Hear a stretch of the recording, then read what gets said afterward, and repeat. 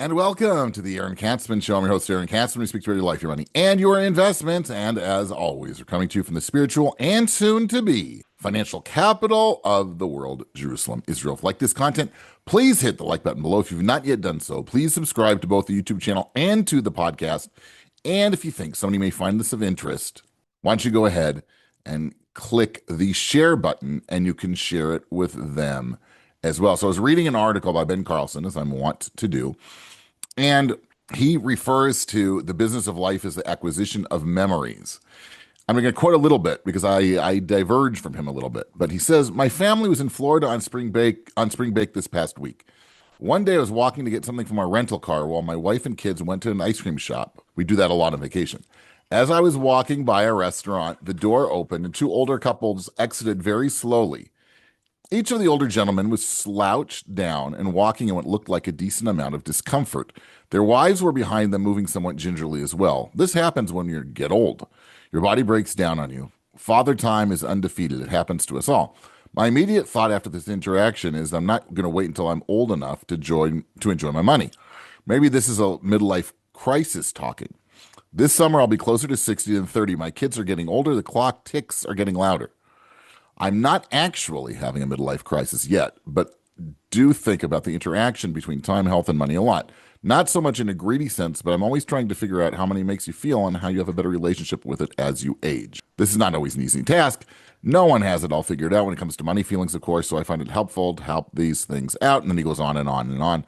I'm not going to read the whole article. What I like to focus on, though, is my own personal approach, which has certainly changed over the years. When I was young, I was all gung-ho about saving as much as humanly possible. And I think as I've gotten older, I have mellowed. I'm also fighting a cold.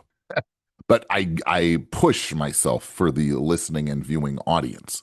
I think the other thing I can say is that a war with Iran, now we're enjoying a ceasefire, I don't know if that's with a capital E, or not. But we are in the midst of a ceasefire. What will happen, who knows? But certainly war gives one perspective about life, about money, I guess, secondly, and how the intersection between that, especially that's how I look at it in certain respects, being a financial advisor. What I would say is that I guess my ideas that I've come around to in terms of creating memories, the need to create memories is more important than being buried with as much money as humanly possible.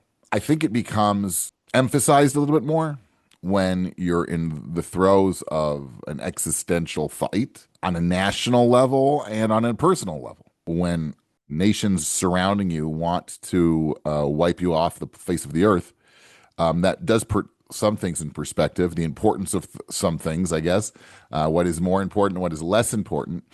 And that, trickles down, I would say, to on a personal level, what is important and what is not important. The two are intertwined, I think, the national and the personal level when you're, in the face of war.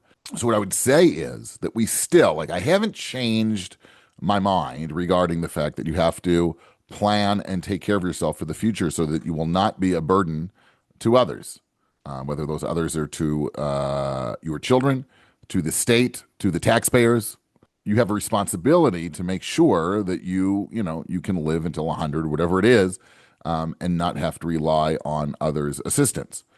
On the other hand, like I mentioned, dying, right? And I've said this 1,000 times, right? When I was young, I remember seeing the bumper sticker, whoever dies with the most money wins, is cute, but is meaningless.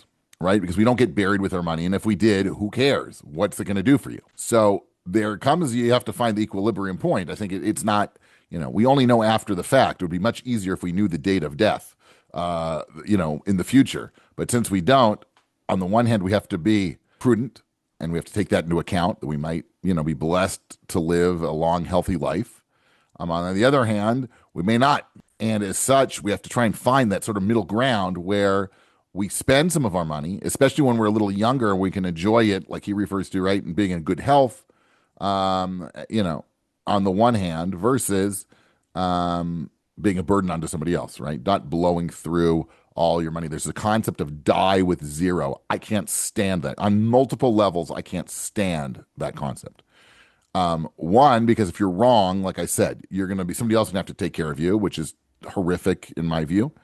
Especially if it's not even your, if it's not your kids, but if you have to turn over to the state funded something or taxpayers have to pay because you were not responsible and you lived it up, that to me is just criminal. So that's one reason I can't stay the die with zero. The other problem I have with die with zero is that there is nothing wrong with leaving inheritance and helping out the next generation or being philanthropic with your money and helping out those less fortunate. I sort of think the die with zero sort of fits in with the quote unquote I generation, right? The iPhone and the I this and the I robot and the I that and the I that. That it's all about ourselves. And unfortunately, it really isn't just about ourselves. It's about others. It's about improving society, improving our families, making the world a better place ultimately. So going in, blowing through all your money, just to say I'm dying with zero to me is just a ridiculous concept. Like I said, on two levels, probably many more and more. But I'm not going to go on, and I'm not going to dwell on it. I just think it's just a horrific concept. So what do you do, right? Do I have a finite answer? Spend an extra $24,224.76 a year? No, I can't tell you that. But what I can tell you is once you finish budgeting and you make some certain assumptions, how much money you have now, how much money you'll have in the future, how much money you might need, I think that can go a long way in trying to help you figure out how much more money, if you have it. We're only talking about people who actually have something, right? If you're living in debt, this is not relevant. Okay, one day it might be relevant if you pick yourself up by your bootstraps and get yourself out of debt and start saving money. But this isn't for everybody, right? This is for people who have, and I don't want to say the luxury, right? Because I'm not talking about the uber wealthy or the high net worth people. Middle class, right? But who does it well, who does it by the book, right? They save, put money into IRAs, put money into pension, live within their means, and they actually have something to show for it at the end of the day. Those are the people I'm speaking to. And I think if like you've planned until now, if you sort of plan that out to the future, make certain assumptions, and obviously err on the side of caution. You don't want to paint too rosy a scenario because if it goes against you, you're going to be up the creek again, right? But I think that you can make certain assumptions and you can figure out how much extra money you can enjoy, let's say, over the course of a year. With a family, with friends, whatever it is, with your spouse, with your animals, your pets, I don't know, however you want to do it. But you should enjoy the money. And as his point, and I've pointed out many times, enjoying the money when you're both physically and mentally able to do so is an added benefit for sure. Okay, so think about it. Don't die with zero. Bad policy. Spend, right? War gets us in the mood. Existential threats get us in the mood, maybe to open up the purse strings a little bit. Even Mr. Katzman is opening them up a little bit. Obviously, don't be crazy. Don't be stupid. Don't blow out all your savings, okay? But, there is nothing wrong with living a little, as they say. You've been tuning into the Aaron Katzman Show. We speak about your life, money, and your investments. If you like this content, please hit the like button below if you've not yet done so. Please subscribe to both the YouTube channel and to the podcast. And if you think somebody may find this of interest, why don't you go ahead and hit the share button and share it with them as well. Thanks so much for tuning in, and we'll speak to you soon.